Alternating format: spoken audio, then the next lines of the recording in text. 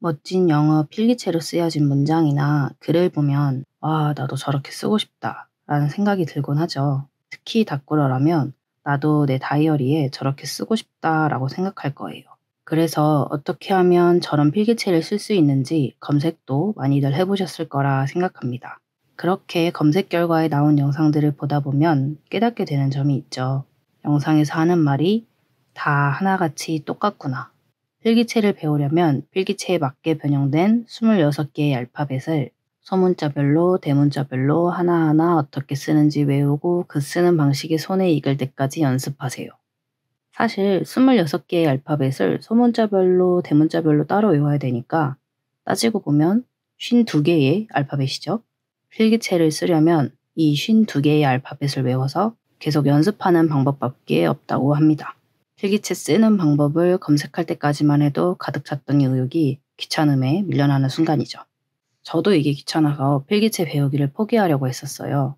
하지만 필기체를 쓰고 싶다는 이 마음은 포기가 안 돼서 결국 금단의 방법을 만들어내고야 말았습니다. 노력 없이 이룰 수 있는 성과는 없는 법이지만 작은 노력만으로 그럴듯한 성과를 낼 수 있는 방법은 있더라고요. 저는 어떻게 하면 필기체를 쓸 수 있을까가 아닌 어떻게 하면 필기체처럼 보이게 쓸 수 있을까를 생각했어요. 그럴 시간에 필기체를 연습하는 게 낫지 않았을까라고 생각하실 수도 있겠지만 저라고 아예 시도조차 안 해본 게 아니고 희미해져 가는 의욕을 겨우 쥐어짜서 그래도 한번 해보자 하는 마음으로 자리에 앉아 펜을 잡고 필기체를 쓰려고 했는데 이 필기체 쓰는 방법을 머리로는 알겠는데 분명 영상으로 볼 때는 이해가 됐는데 내가 직접 쓰려고 하면 아니 사실 쓴다고 표현하기도 힘들죠. 영상을 보고 겨우겨우 따라서 필기체를 그림 그리듯이 그리고 나면 종이 위로 지나가는 지렁이들의 모습이 보입니다. 저만 이런 걸 겪었을지 모르겠지만 아무튼 이런 게 반복되니 결국 의욕이 꺾이더라고요. 그래서 시간과 노력을 들여야 하는 정석적인 방법은 나중에 언젠가 다시 제대로 배워보기로 하고 저는 지금 당장 알파벳 암기 없이 연습 없이 필기체처럼 보이게 쓸 수 있는 방법을 만들어냈습니다. 오늘은 그 방법을 소개해드릴게요. 사실 필기체라는 건 말 그대로 필기를 할 때 용이하게 하기 위해 빠른 속도로 글씨를 쓰기 위해 고안된 글씨체인데 우리는 필기체를 필기할 때 쓰기보다는 좀 멋있게 영어를 쓰고 싶은 거잖아요. 만약 정말 필기체를 필기할 때 쓰려고 실용적으로 사용하기 위해서 배움을 원하시는 분들은 이만 뒤로 가기를 누르셔도 좋습니다. 제가 알려드릴 필기체 쓰는 방법은 보이는 것에 집중한 방법이에요. 결코 필기할 때 쓰는 게 아닌 겉멋을 부리기 위해 필기체의 본질을 호도하고 그저 있어 보이는 것에 치중했습니다. 아주 얍삽하고 얄팍하게 필기체의 겉모습을 흉내낼 뿐인 방법이에요. 왜 이렇게 부정적인 표현을 가득 끌어다 쓰냐면 저는 여러분들이 오늘 배운 필기체를 꼭 혼자만 볼 수 있는 이를테면 일기장에만 쓰셨으면 하거든요. 이 방법이 진짜 이 영상 딱 한 번만 봐도 바로 익힐 수 있는 방법이라 거듭 말씀드릴게요. 이 필기체 쓰는 방법은 정석적인 방법이 아니기 때문에 누군가가 이 방식의 필기체를 보면 못 알아볼 확률이 커요. 그래서 저도 꼭 닥구할 때만 제 다이어리에 하나의 오브젝트로서 하나의 장식으로서만 씁니다. 그러니 오늘 배울 방법은 우리 앞으로 혼자만의 다이어리에 적기로 하고 이제 어떻게 하면 알파벳 암기 없이 연습 없이 필기체처럼 보이게 쓸 수 있는지 그 방법 소개하겠습니다. 첫 번째는 알파벳 세로획을 두껍게 쓰기입니다. 여러분들의 이해를 돕기 위해 한 가지 예시를 가져왔는데요. 이 메모지에는 체크리스트라는 단어가 필기체로 적혀 있어요. 바로 눈치채신 분들이 계실 텐데 세로획들이 유난히 두껍죠. 가로획이나 다른 획에 비하면 확연히 차이가 나는 걸 아실 거예요. 이게 첫 번째 포인트예요. 이런 식으로 세로획을 두껍게 쓰면 필기체처럼 보입니다. 그런데 이런 두꺼운 세로획은 특정 펜을 써야 하는 게 아니냐고요? 맞습니다. 자연스럽게 세로획을 두껍게 만들려면 이렇게 붓처럼 생긴 붓펜 같은 캘리그라피 펜을 써야 해요. 하지만 이런 펜이 필수였다면 제가 이번 영상만으로 필기체처럼 보이게 쓸 수 있다 라고 말을 하지도 않았겠죠. 오늘은 이런 붓펜 없이도 세로획을 굵게 쓸 수 있는 방법도 알려드릴게요. 아주 간단합니다. 알파벳을 쓴 다음에 세로획 부분만 덧칠을 해주시는 거예요. 바로 다이소에서 구매한 이 일반 볼펜을 사용해서 시범 보여드릴게요. 이 영상도 한 달에 다이소에서 10,000원으로 닦고하기 챌린지 영상 리스트로 올라갈 거라 다이소 펜을 쓰는 겁니다. 비교가 용이하게 이 체크리스트 단어를 쓸게요. 알파벳은 굳이 외우지 않아도 된다고 했죠. 알파벳을 쓰는 건 평소 쓰던 대로 쓰시면 돼요.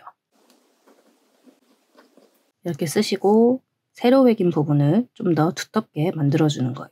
어느 정도로 두껍게 만들지 먼저 선을 그은 뒤에 그 다음에 빈 부분을 채워줍니다. 쭉 예시를 보여드리면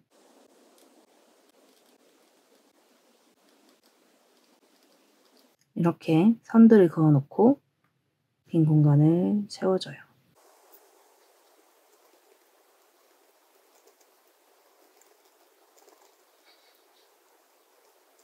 일단 기본적으로 위에서 아래로 내려오는 세로획을 두껍게 해준다고 생각하시고요. 여기서 조금 더 화려했으면 한다면 아래에서 위로 올라가는 세로획에도 살짝 덧칠을 해주고 커브가 생기는 구간에도 약간 그림자가 지듯이 덧칠을 해주시면 됩니다. 예를 들면 여기 C 같은 경우에는 지금 세로획만 돼 있는데 약간 커브가 지는 구간에 살짝 덧칠을 해줄게요.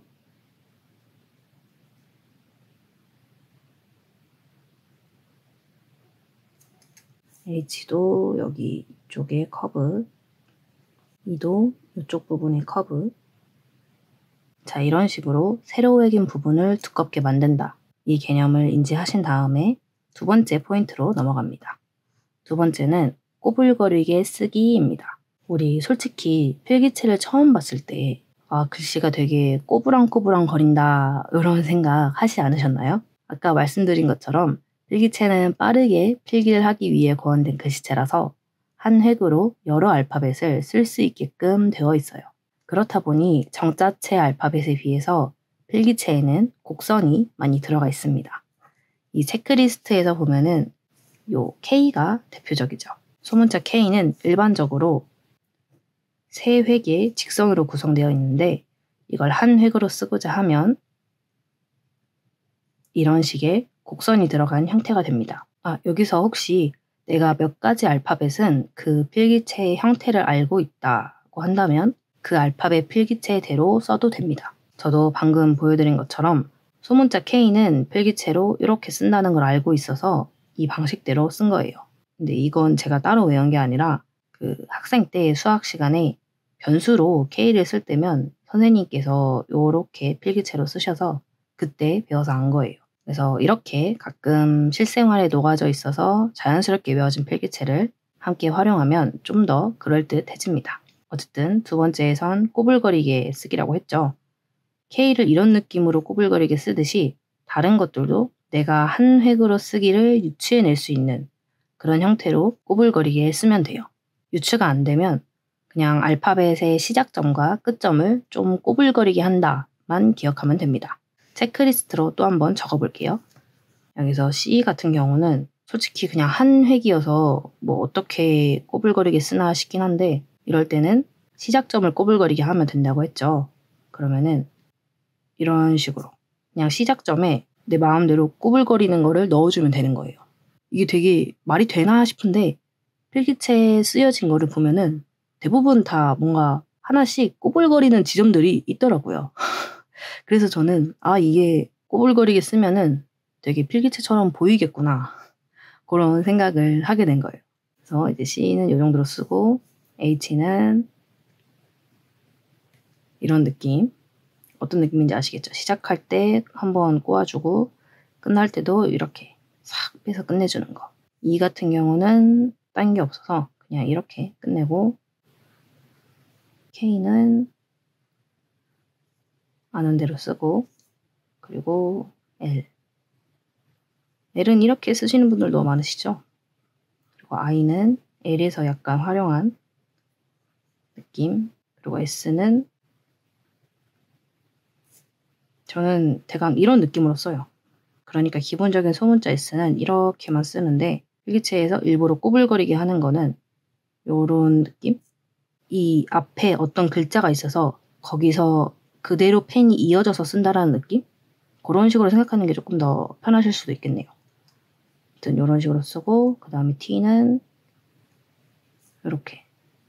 그리고 저 같은 경우는 보통 T를 이렇게 쓰고 그냥 이렇게만 마무리 하시잖아요. 근데 저는 요 가로선도 그냥 한번 이렇게 일부러 조금 더 곡선을 넣어줘요.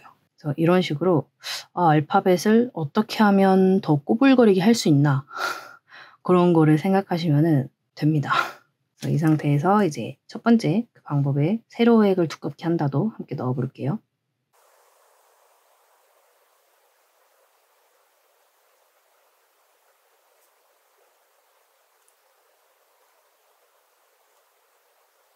확실히 위에 거보다는 조금 더 밑에 게 필기체스러운 느낌이 더 살죠. 여기서 한 가지 주의하셔야 할 게 이 여러 알파벳을 한 획으로 쓰려고 하지 마세요. 왜냐하면 우리가 따로 시간 내서 연습할 거 아니잖아요. 지금 연습하기 귀찮아서 이 영상 보고 계신 거잖아요.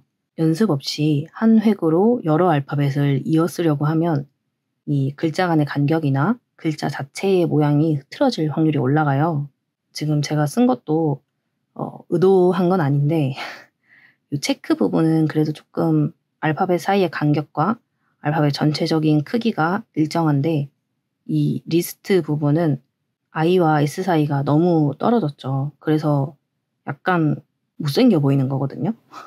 제가 지금 이렇게 설명을 하면서 적다 보니까 요게 좀 흐트러진 건데 그래서 요런 식으로 알파벳이 흐트러지면은 좀 뭔가 이상하다 이런 느낌이 들 수가 있기 때문에 알파벳을 꼬불거리게 쓸 때 하나씩 끊어 쓰는 게 완성됐을 때 괜찮아 보여요. 근데 보통 필기체 같은 경우는 쭉 이어져 있잖아요. 그럼 있는 것을 아예 없애도 되느냐? 자, 이어서 세 번째 포인트인 알파벳끼리 이어주기를 설명해 드리겠습니다. 이렇게 다 쓰고 나서 필기체끼리 이어지는 선을 추가로 그어주면 됩니다. 앞 알파벳과 지금 현재 시작하는 알파벳의 끝점과 시작점을 그냥 얇게 이어주기만 하면 됩니다. 뭐 별다른 기교나 그런 거 없이요. C에서 H로 이어줄 때 이렇게 이어주고 H에서 E는 지금 쓰다 보니까 자연스럽게 이어진 형태가 됐죠. E에서 C도 이어주고 C에서 K도 이어주고 L에서 I, I에서 S, S에서 T도 이어져 있네요. 이렇게 뭐 띄어쓰기가 있는 부분은 당연히 끊어주고 단어 단위로만 이어주면 돼요. 여기서 또 한 가지 주의할 점이 있는데 모든 알파벳을 잊지 않아도 된다라는 점이에요. 이게 경우에 따라서는 어떤 알파벳끼리는 서로 안 읽는 게 더 괜찮아 보일 때도 있거든요. 그래서 선을 긋기 전에 이 선을 그어도 괜찮을지 그거를 좀 스스로가 판단해서 그으면 됩니다. 네 번째 포인트는 오른쪽으로 살짝 기울이기입니다. 지금 이전 예시들은 기울임 없이 거의 그냥 정자체 쓰듯이 썼는데 백문이 불여일견이죠. 요거는 바로 보여드릴게요.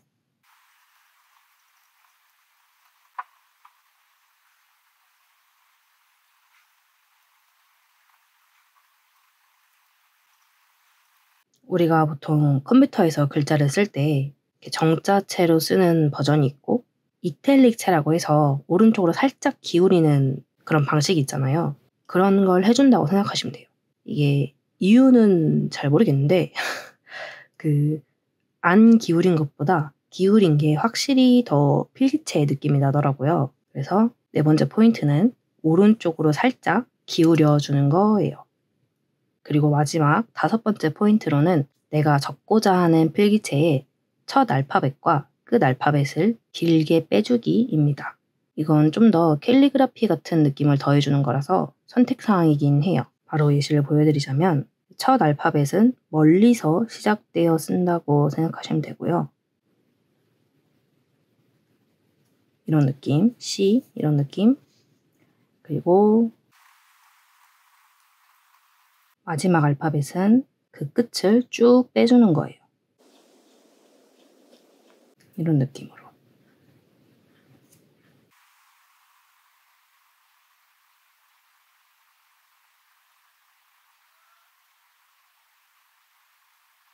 약간 좀 이 흐름이 안 맞게 되긴 했는데 달리 하자면 요런 느낌으로 가는 게 더 나았을 것 같긴 하네요. 뭐 어쨌든 요런 식으로 좀 필기체처럼 보이는 것에 멋을 더하고 싶다면 5번째 포인트를 살려서 해주시면 돼요. 자, 이렇게 알파벳 암기 없이 연습 없이 필기체처럼 보이게 쓰는 방법을 모두 알려드렸습니다. 첫 번째에는 세로획을 두껍게 쓴다. 두 번째에는 좀 꼬불거리게 쓴다. 그리고 이 과정에서 내가 이미 필기체의 형태를 알고 있는 알파벳이 있다면 그것을 활용해줘도 좋다고 했죠. 그리고 세 번째로는 그 알파벳들을 얇게 선으로 이어주고, 네 번째로는 이탈릭체에 효과를 주듯이 오른쪽으로 살짝 기울이는 거, 마지막 5번째는 첫 시작 알파벳과 끝 알파벳을 좀 길게 빼주는 것. 이게 단계별로 익히니까 조금씩 더 필기체스러워지고 있다는 게 바로 보이시죠?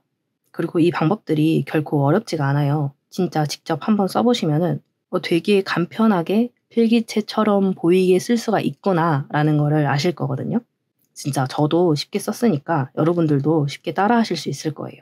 이제 마침 2024년 새해가 다가오니까 다이어리 준비하시는 분들 많으시죠? 내년 다이어리는 한번 이 방법으로 한 해의 목표나 날짜 같은 걸 적어보시면은 더 멋있을 거라고 생각합니다. 방법 소개는 여기까지이고, 그래서 이 필기체를 저는 다꾸에 어떻게 활용하고 있는지, 어떻게 하면 다꾸의 한 가지 아이템으로서 활용할 수 있는지 그 모습도 보여드릴게요. 일단 기본적으로 레터링 스티커를 배치하는 거라고 생각해 주시면 돼요. 이제 어떤 레터링 스티커냐인데, 저는 주로 다꾸 자체의 테마 혹은 그날에 관련한 내용을 단어로 키워드처럼 적거나 문장으로 적습니다. 날짜도 적고요. 첫 번째 다꾸는 스티커 뒷돼지를 찢어서 거기에 빈티지라는 다꾸 키워드를 적었어요. 이날에 빈티지한 다꾸를 해보려고 했었거든요. 그리고 10월 15일이라는 날짜도 적었습니다. 오래전에 촬영한 거라 날짜가 굉장히 예전이죠. 꾸불거리면서 오른쪽으로 살짝 기울이게 쓰고 거기에 세로획을 두껍게 하는 효과까지 더해서 완성했습니다. 필기체를 쓰니까 확실히 빈티지 다꾸 느낌이 더 나죠. 첫 번째 다꾸는 처음 의도한 대로 빈티지한 다꾸로 잘 완성됐고요. 두 번째 다꾸는 이날 저 스스로에게 좀 위로가 필요해서 제 마음을 북돋을 수 있을 만한 문장을 필기체로 적었습니다. I wish you're the best. 나는 네가 잘 됐으면 좋겠어. 라는 문장을 파파고의 힘을 빌려서 번역해서 적었습니다. 제가 저 스스로에게 하는 말이었는데요. 뭔가 저 스스로에게 좀 한계를 짓고 있다? 어차피 나는 안 될 거야. 라는 그런 패배주의적인 생각을 이때 당시에 좀 하고 있었어서 그 생각을 바꾸기 위해 나는 네가 잘 됐으면 좋겠다. 라는 말을 직접적으로 적어봤어요. 필기체는 보통 빈티지 다꾸에 많이 쓰이다 보니까 빈티지한 느낌이 나는데 저는 믹스매치를 굉장히 좋아하기 때문에 약간 키치한 스티커들과 함께 빈티지스러운 필기체 문장을 조합해서 이날도 마음에 들게 다꾸를 완성했습니다. 마지막 세 번째 다꾸에는 이날과 관련한 내용을 짧은 문장, 수거 이런 걸로 적었어요. Get a cold. 제가 이때 감기에 걸려서 거의 한 달간 영상을 못 올렸었죠. 그 사이에 한 다꾸입니다. 이번 필기체는 약간 특이하게 빨간색 펜과 대각선 방향으로 작성이 됐는데 사실 빨간색 펜은 제가 일부러 의도한 게 맞는데 대각선 방향은 의도한 게 아닙니다. 이게 Get a cold라고 적고 나서 보니까 문장이 삐뚤게 적혔더라고요. 그래서 이거를 어떻게 해야 되나 하다가 그 세로획을 두껍게 할 때 대각선 방향으로 쓴 느낌이 나게끔 그 두껍게 하는 것들을 조금씩 조정을 해서 글자들을 만들었습니다. 이런 식으로 필기체를 쓴다고 썼는데 뭔가 좀 이상하다? 허술하다? 싶으면은 세로획 두껍게 만들 때 그때 그런 부분들을 수정하면은 수습을 할 수가 있거든요. 그래서 여러분들도 명심하시고 필기체 쓰다가 망쳐도 이때 수습을 한번 해보세요. 오늘 제가 준비한 내용은 여기까지입니다. 혹시 이 방법을 따라 하시다가 궁금한 점이 생긴다면 댓글 남겨주시고요. 저는 앞으로도 다꾸와 일기 관련한 영상을 들고 올 테니 구독과 좋아요도 부탁드리겠습니다. 여러분들의 오늘 하루가 평온히 기록되길 바랄게요.